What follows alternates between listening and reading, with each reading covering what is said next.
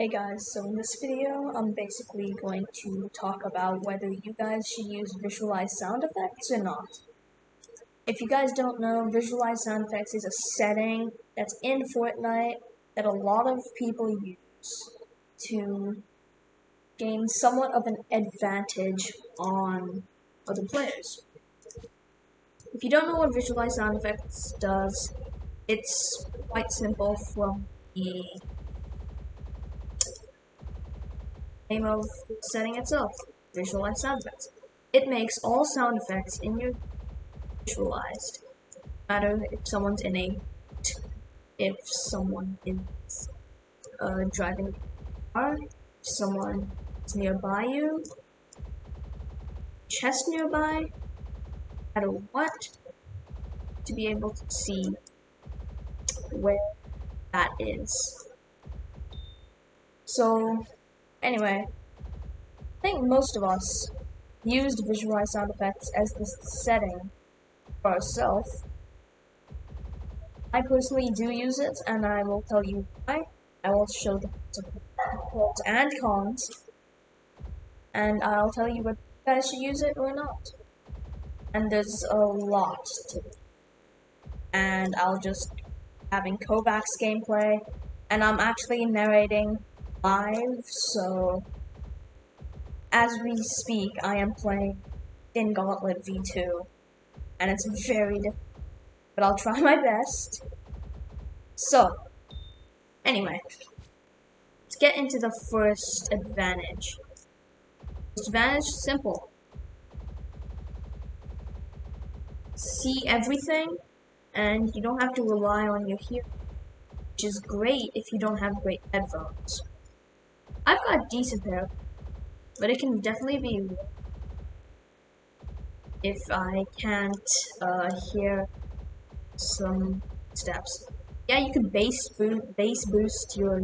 I'm sure that bass boosts like just your overall sound, and I think that does not feel right. So I use visualized sound effects first of all because I put game sound lower than most people. Reason being is that I hate loud noise. I prefer just mellow kind of sounds, and using visualized sound effects helps me to do that. So yeah. Another advantage of visualized sound effects is that obviously deaf people can all know Ewok. He's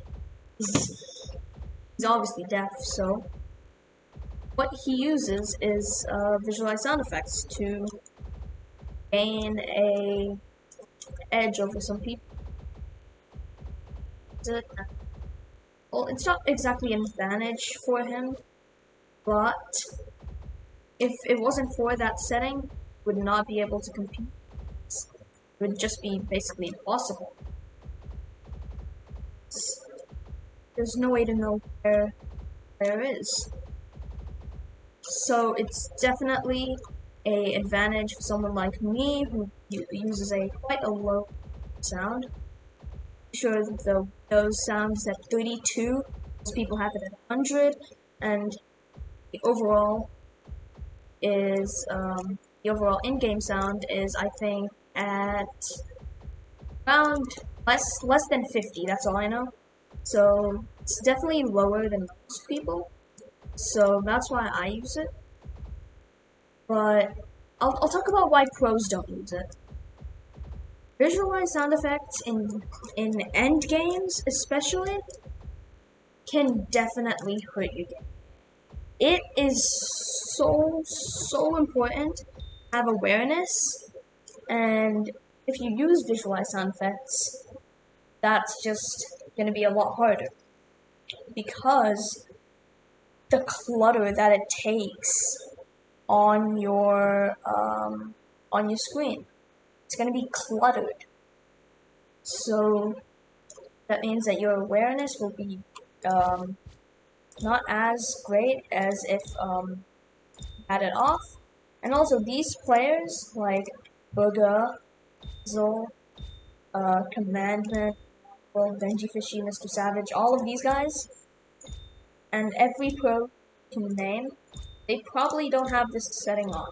They may have tried it, like back in Season X, but they don't actually use it like I do.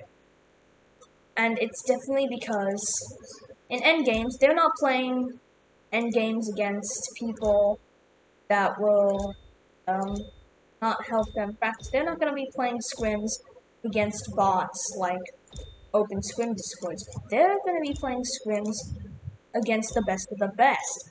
They'll be in like Chap's scrim discord. If you guys know that.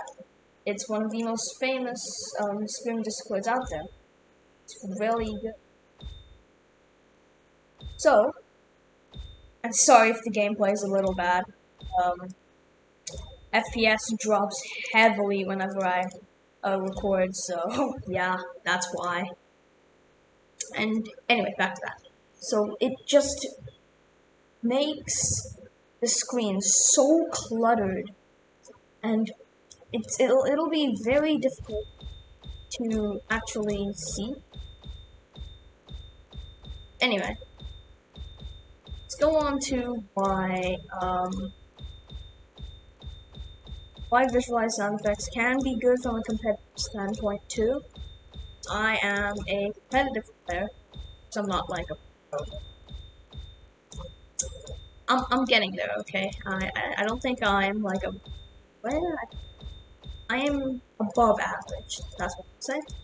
And it helps me a lot. I can think of so many situations I would have died if I did not use my sound effects.